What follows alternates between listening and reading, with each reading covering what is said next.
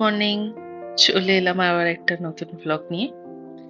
দেখো, এখন বাজে সকাল ৫টা ৩৫, কিন্তু বাইরেটা এখনো কিন্তু বেশ অন্ধকার। সকালবেলা আমি বসিয়ে দিয়েছি একটু আলু সেদ্ধ ভাত, স্নেহ খেয়ে যাবে স্কুলে, আর সবার জন্য ব্রেকফাস্টের একটা তরকারি। এই শোপিসটা আমার অ্যানিভার্সারিতে আমার এক ফ্রেন্ড দিয়েছিল, তো এটা আমি এখানে রেখেছি। কি সুন্দর দেখতে না বলো? স্কুলে চলছে ফাইনাল এক্সাম, তাড়াতাড়ি ছুটি হয়ে যাচ্ছে, তাই গাড়িতে আসার সময় যাতে হালকা একটু কিছু খেতে পারে এই জন্য দিয়েছি খুব অল্প কিছু টিফিন। গুড মর্নিং, জয় জগন্নাথ।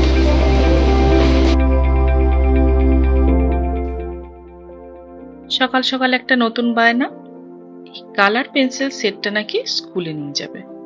ওদের স্কুলে না এইরকম ভাবে কোনো জিনিস নিয়ে যাওয়া এলাও না। কালার পেন্সিল একমাত্র পেন্সিল বক্সের মধ্যে করেই নিয়ে যেতে হবে, এবং প্রত্যেকটা কালার পেন্সিলের ওপরে নাম, ক্লাস এবং সেকশন লিখে দিতে হবে। যাই হোক, আমি একটু অন্যদিকে মনটা ঘোরানোর জন্য বললাম, নিজের টিফিন বক্স আর জলের বোতলটা ব্যাগে ঢুকিয়ে নাও। ব্যাস, ওই করতে শুরু করলো, আর আমি সুযোগ বুঝে কালার পেন্সিলের সেটটা সরিয়ে দিলাম।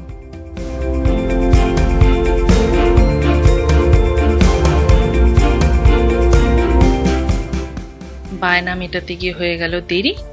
ঝটপট এসে আগে বললাম ব্রাশটা করো। আজকাল এই নতুন ব্রাশ করার হ্যাবিটটা হওয়াতে আমার একটু হলেও কাজটা কিন্তু কমেছে। যাই হোক, ঝটপট ব্রাশ করিয়ে রেডি করিয়ে আগে স্কুলে পাঠাই।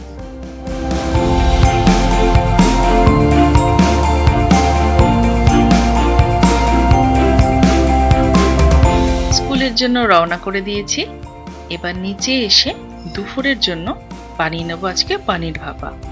দেখো, এখানে আমি 400 গ্রাম পানির এরকম ছোট ছোট পিস করে কেটে নিয়েছি, আর অনেকটা পোস্ত, 4-5টা কাঁচা লঙ্কা দিয়ে অল্প জল দিয়ে পেস্ট করে নিয়েছি।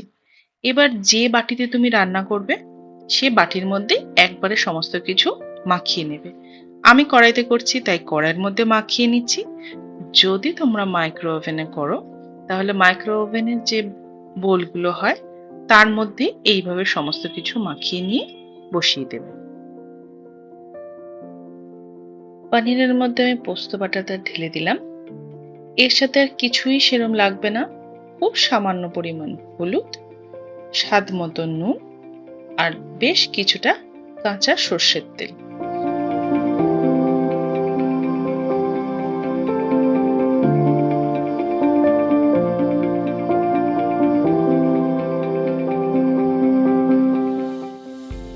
ব্যাস, সমস্ত কিছু পনিরের সাথে খুব ভালো করে মাখিয়ে আমি এবার ঢাকা দিয়ে গ্যাসে একদম সিম আঁচে বসিয়ে দেব।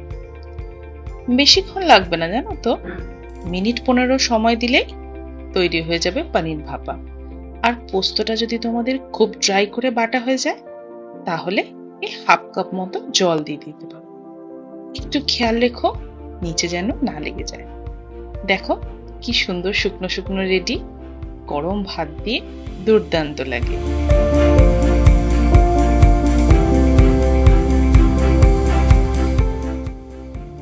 বিকেলে ছেলের আবদারে যেতে হলো এই সামনে ডায়মন্ড প্লাজা মলে। একটু আবদার, মা একটু গাড়ি চড়বো। আচ্ছা ঠিক আছে, দুদিন পরীক্ষা দিয়েছে, আজকে একটু রিল্যাক্স করে নিক। একটু গাড়ি চড়লো আর তার সাথে একটু ঘোরাঘুরি, ব্যাস।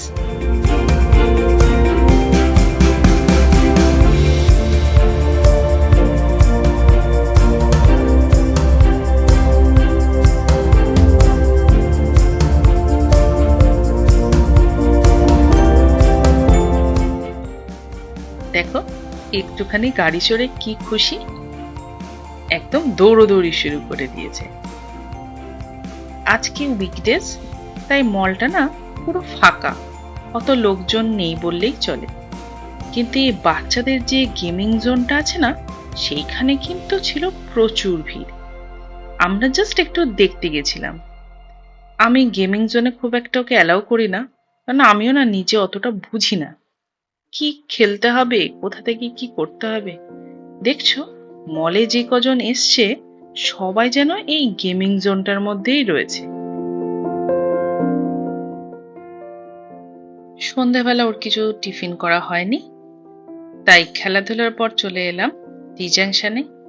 নিয়ে নিলাম আমাদের দুজনের জন্য চা আর ওর জন্য স্যান্ডউইচ। স্যান্ডউইচটা আবার ওর খুব প্রিয়, আর আমার সন্ধ্যাবেলা 1 কাপ গরম চা হলেই চলে।